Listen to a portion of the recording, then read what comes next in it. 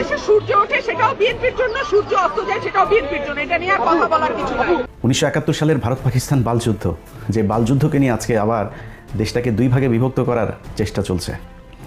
তো 71-এর বালযুদ্ধে আসলে কতজন মানুষ মারা গিয়েছিল, কতজন নারীকে ধর্ষণ করা হয়েছে, তারপরে কতজন মুক্তিযুদ্ধে অংশ নিয়েছিল, এটা নিয়ে তো একটা মানে বের করা দরকার, তাই না? এই যুদ্ধ নিয়ে এত আবেগ, এত কিছু বাংলাদেশের মানুষের, তাহলে আপনারা এটা আমাদেরকে জানাবেন না যে আসলে মানুষ কতজন মারা গিয়েছে, কি হয়েছে, কি, এটা তো জানা দরকার।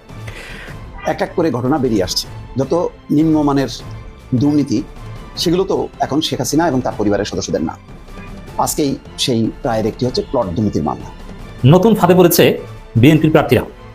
তারেক রহমান যাদেরকে অনেক যাচাই বাছাই করে টাকা পয়সা নিয়ে ভারতের গ্রিন সিগন্যাল যাচাই বাছাই করে প্রার্থী বানালেন, সেই প্রার্থীরা অনেকে বুঝে ওঠার আগেই তাদের রাজনীতি জয় বাংলা হয়ে যাচ্ছে, শেষ। আসসালামু আলাইকুম দর্শক, অবশেষে সাংবাদিক ইলিয়াস হোসাইন অনেক দিন পর মুখ খুলেছে 71 নিয়ে। দর্শক শ্রোতা যেমন ফজলুর রহমান সাহেব, অর্থাৎ যাকে সবাই ফজা পাগলা বলে ডাকে, সে 71 নিয়ে বড্ড বাড়াবাড়ি শুরু করেছে, যার কঠিন জবাব দিয়েছে সাংবাদিক ইলিয়াস হোসাইন। তাছাড়াও দর্শক শ্রোতা ডক্টর ইউনূস সাহেব এমন খেলা দেখিয়ে দিয়েছে যে শেখ হাসিনা আজীবন মনে রাখবে। শেখ হাসিনা মারা গেলেও হয়তো হাসরের ময়দানে ডক্টর ইউনূসের দিকে তাকিয়ে বলবে, এই ইউনূস, তুই নিজেই তো আমারে দেশ থেকে বিতাড়িত করেছিলি এবং আমাকে সর্বশান্ত করেছিলি। দর্শক, শেখ হাসিনার যে টাকা পয়সাগুলো ছিল না, সব তো জব্দ করেইছে, এবার স্বর্ণ অলংকার সেটাও কিন্তু শেখ হাসিনাকে পথের ভিখারি করে দিয়েছে। এবং শেখ হাসিনার পরিবারে যারা রয়েছে তাদের কিন্তু এক এক রায় হচ্ছে, একে একে গোপন তথ্য বেরিয়ে আসতেছে। দর্শক, শেখ হাসিনার গোষ্ঠী উদ্ধার করে দিবে। যেই শেখ হাসিনা বলেছিল ইউনূসকে পদ্মা সেতু থেকে চুবাবো, আবার যেন না মরে আবার উঠাবো, এখন শেখ হাসিনাকেই চুবাচ্ছে, তাও আবার গঙ্গায়, ভারতের গঙ্গাতে চুবাচ্ছে ডক্টর ইউনূস। এটাই হলো ভাই খেলা, এটাই হলো খেলা। নদীর পার ভাঙে ওপার গড়ে, এই তো নদীর খেলা। সকাল বেলা বাদশারে তুই ফকির সন্ধ্যা বেলা, এটা গল্প শুনছেন না, মানে ছন্দটা শুনছেন না? আসলে দেখেন, ডক্টর ইউনূস এক সময় হয়তো ফকির ছিল, মানে ফকির বলতে ওরকম ফকির না, তার টাকা পয়সার অভাব নাই, কিন্তু ক্ষমতার ফকির ছিল। এবং ক্ষমতার বাহাদুরি, রাজকীয় মানে শান শৌকত সবকিছু ছিল শেখ হাসিনার, যার কারণে ইউনূসকে চুবাইতে চেয়েছিল। আজকে ঠিক উল্টে গেল সেই ঘটনা। এখন ডক্টর ইউনূস হাসিনাকে চুবাচ্ছে, তারপরে গঙ্গায়। 1971 সালের ভারত পাকিস্তান বালযুদ্ধ, যে বালযুদ্ধকে নিয়ে আজকে আবার দেশটাকে দুই ভাগে বিভক্ত করার চেষ্টা চলছে। তো 71-এর বালযুদ্ধে আসলে কতজন মানুষ মারা গিয়েছিল, কতজন নারীকে ধর্ষণ করা হয়েছে, তারপরে কতজন মুক্তিযুদ্ধে অংশ নিয়েছিল, এটা নিয়ে তো একটা মানে বের করা দরকার, তাই না? এই যুদ্ধ নিয়ে এত আবেগ, এত কিছু বাংলাদেশের মানুষের, তাহলে আপনারা এটা আমাদেরকে জানাবেন না যে আসলে মানুষ কতজন মারা গিয়েছে, কি হয়েছে, কি, এটা তো জানা দরকার। তো বাংলা এডিশনের ক্রাইম এডিশন থেকে গত 3 মাস মতো আগে আমি বললাম যে এটা নিয়ে আমরা একটা জরিপ করি, সারা দেশে ঘুরে ঘুরে তারপরে করি। তো আমরা তো ছোটোবেলা থেকে শুনে আসছি যে 2 লাখ মা বোনের ইজ্জতের বিনিময়ে তারপরে বাংলাদেশ নাকি স্বাধীন হয়েছে। এবং আমি 2012 সালের আগ পর্যন্ত আমি কিন্তু হাফ চেতনাধারী ছিলাম। আমি বিশ্বাস করতাম আসলে পাকিস্তানির এতগুলি মানুষের, সেই যে ছোটোবেলা থেকে দেখেছেন না, এই যে সিনেমার মধ্যে দেখানো হয়তো নিজের সন্তানকে আপনার বাইরে বের করে দিয়ে মুক্তিযোদ্ধাকে ওনার সেটার ভিতরে, ওর খেতার ভিতরে ঢুকায় দিয়ে তারপরে বাঁচিয়ে রেখেছে। ওই সিনেমা দেখেছেন না, কি যেন হাঙ্গন নদীর গ্রেনেড না কি যেন সিনেমার নাম। এসব সিনেমা টিনেমা নাটক দেখায় আর দাড়িওয়ালা লোকজনকে বানানো হয়েছে আপনার রাজাকার, এটা বানায় তারপরে সারা দেশের মানুষকে ব্যাপক এক উত্তেজনার মধ্যে ঢুকিয়ে দেওয়া হয়েছিল। তো 12 সালের পর থেকে আমি মুসলমান হই। আমার মানে ধর্মের প্রতি, ইসলামের প্রতি, বাংলাদেশে আসলে মুসলমানদেরকে নিয়ে তারপরে কি ষড়যন্ত্র, ভারতের ব্যাপারে আমি কিন্তু এই মানে অনেক হিন্দি সিনেমা দেখেছি, হিন্দি গান, এখনও ওদের নিয়ে বিনোদন, এটা তো বিনোদনের জন্য দেখা, এখনও সত্যি কথা হিন্দি গান শুনি। তো এখন এই যে আপনি এগুলি যে আপনি করলেন, মানে 71-এর যে যুদ্ধ নিয়ে আমাদেরকে যা যা দেখাইলেন, আমরা এক ব্যাপক এক উত্তেজনাশীল চেতনাধারী এক জাতিতে পরিণত হইলাম। সেই জাতিকে আপনি বুঝাইলেন 2 লাখ মানুষকে এই করা। তো আমরা প্রথমে গেলাম মন্ত্রণালয়ে একটু খোঁজ নিতে, যে মন্ত্রণালয় তো নিশ্চয়ই সেই 2 লাখে না থাকে, 1 লাখের তো থাকবে না, 50,000, 5,000, 1,000 তো থাকার কথা। মন্ত্রণালয়ের কাছে তালিকায় নাম আছে মাত্র 530 জন। কোনো সমস্যা নেই ভাই, 530 জনও ইটস হিউজ। আমি এটাও যদি 530 জন যদি ধর্ষণের শিকার হয়ে থাকে, আমি সেটার বিচার চাই, সেটাকে আমি ব্যাপক ন্যাক্কারজনক হিসাবে দেখতে চাই। এই 513 জনের মধ্যে 30 জনের মধ্যে আমি গেলাম আমরা অনুসন্ধান করতে। এর মধ্যে ঢাকা বিভাগটা দিয়ে আমরা শুরু করলাম। তো মন্ত্রণালয়ের হিসাব অনুযায়ী ঢাকা বিভাগে ধর্ষিত হয়েছেন হলো 69 জন। এই 69 জনের পেছনে খোঁজ নিতে গিয়ে ভাই যা দেখলাম, আইরে ভাই, পাকিস্তানের মিলিটারিরা এত ধর্ষণ করে গেল, এই 69 জনের মধ্যে কারোর গ্রামই নাই। একটা মানুষের নাম দেওয়া হয়েছে এই ঢাকার কেরানীগঞ্জে, গ্রাম নাম দেওয়া হয়েছে, সেই গ্রাম বলে কোনো গ্রামই নাই, কেউ মানুষ নাই, সেই নামের কোনো মানুষ ওই এলাকায় নাই। একজন আছে ফাতেমা বিবি, ফাতেমা বিবি একাই 300-400 মিলিটারিকে সে এক বিস্ফোরণ বানিয়েছেন। তিনি বিস্ফোরণ বানিয়ে বলে মরিচের গুঁড়া টুড়া, হলুদের গুঁড়া, ঝাল মশলা দিয়ে মাখায় টাকা তিনি এক বিস্ফোরণ বানিয়েছিলেন। সেই বিস্ফোরণ দিয়ে তারপরে পাকিস্তানের 400-500 মানুষকে মেরেছেন। 14-13 জনের আপনার এই গোপনাঙ্গ কেটেছেন পাকিস্তানি মিলিটারিদের, গোপনাঙ্গ কেটে ওর সেটা ওর এই এর মধ্যে আপনার উঠানের মধ্যে ওনাকে শুটকি বানাতে দিয়েছিল সেই গোপনাঙ্গ দিয়া। এই হলো কি, শুনেন একটু ক্রাইম এডিশনে সেই প্রোগ্রামটা অল্প একটু কথা শুনেন, শুনলে বুঝবেন কি বলে।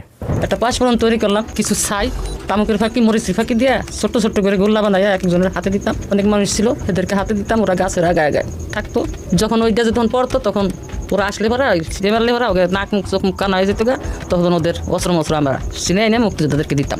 অপারেশন করছি আমরা নিজের হাতে, না হইলে কমসে কম আমার এই হাত দেয়, না হইলে 2 থেকে 500 আমি মারছি। আমি 11 জনের জীবিত অবস্থায় তাদের পুরুষঙ্গ কেটে লেছিলাম কাশি দিয়া, বক কাশি দিয়ে কাইটটা আমি টাকি মাছের মতন শুটকি দিছিলাম। এই হইল কি আমাদের মুক্তিযুদ্ধের ধর্ষিতাদের অবস্থা।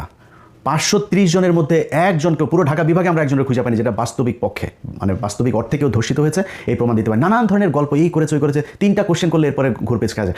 আমার 4-5টা ভাইকে, আপনার 4 ভাই আর 1 বোনকে মারা হয়েছে 71 সালে। সেই 4 ভাইয়ের নাম বলতে বললে একবার এক ভাইদের নাম বলে। আবার পেটের বাচ্চা মারা গিয়েছে, বাচ্চার বয়স কত ছিল, পাশের থেকে আরেকজন বলে আপনার তো বাচ্চাটা ছিল না, পেটের ভিতরে শহীদ হয়েছেন। শুনেন একটু কি বলে।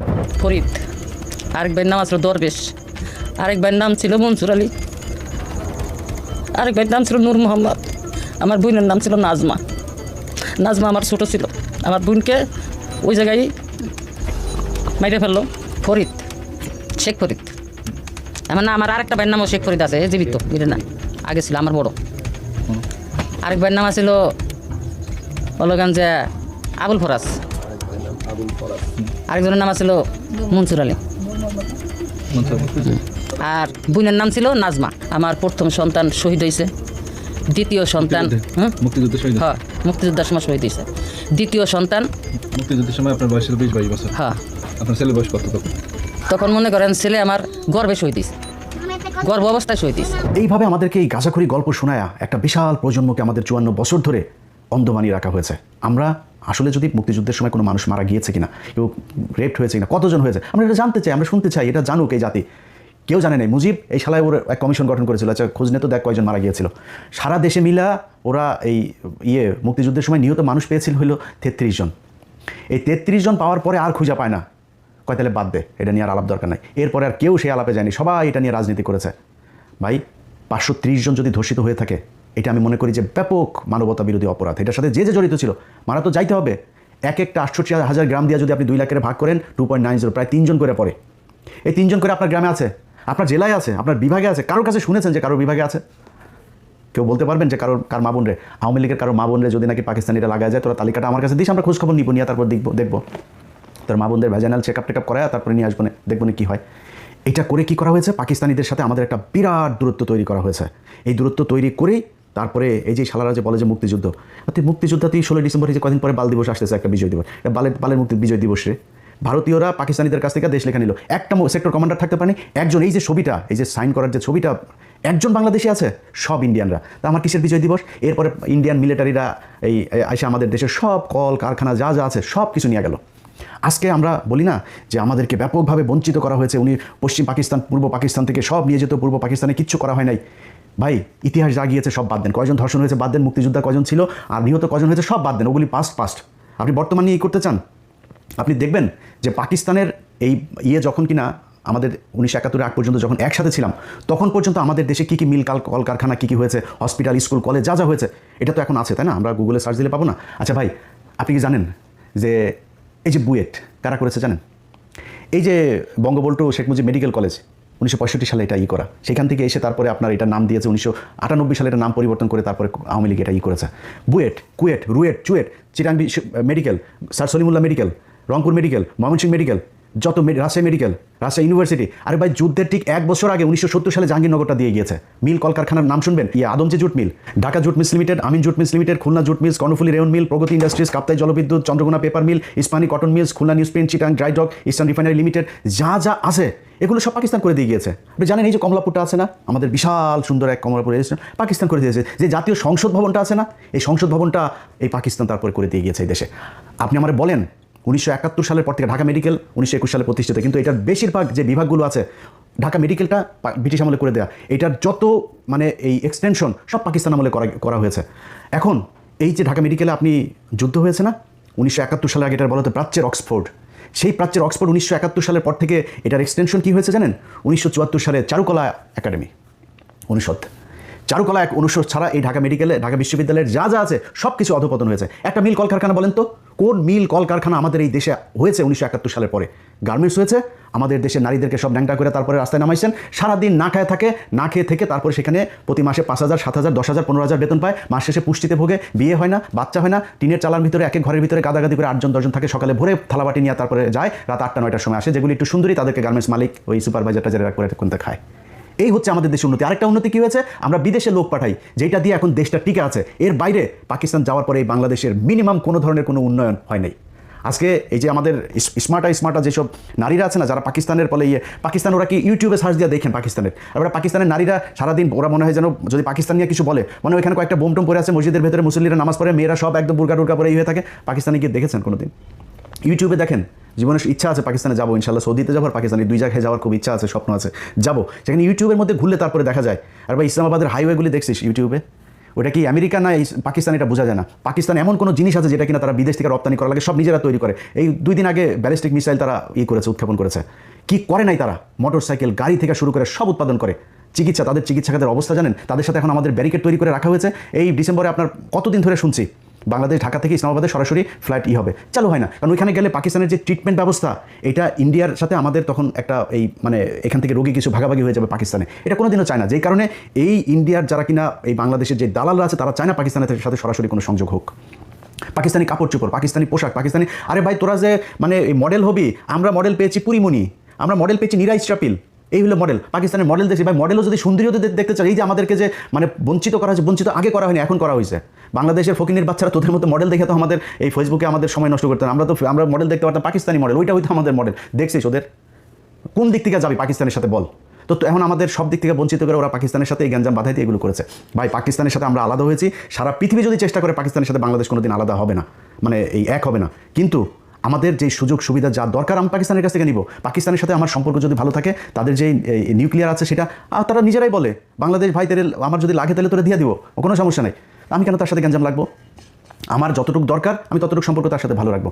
এখন এগুলো করতে দেওয়া যাবে না। এই যে এখন মাঝে মধ্যে দেখেন না 32 নম্বরকে বাঁচানোর জন্য তারপরে কিছু যোদ্ধা রাস্তায় নেমেছে। 32 নম্বরে কি বাড়লে? এই 32 নম্বর হলো এই শেখ মুজিব 45,000 মানুষকে মেরেছে। এই 32 নম্বর তো সেই জায়গা। এই 32 নম্বরে বসে বসে 15,000 জাসদের নেতাকর্মীকে হত্যা করা হয়েছে। এখানে বসে এই সিরাজ শিকদারকে ক্রসফায়ারের নির্দেশ দেওয়া হয়েছে। এখানে বসে 74 সালে 27 লক্ষ মানুষকে হত্যা করা হয়েছে এই না খাইয়ে রেখে।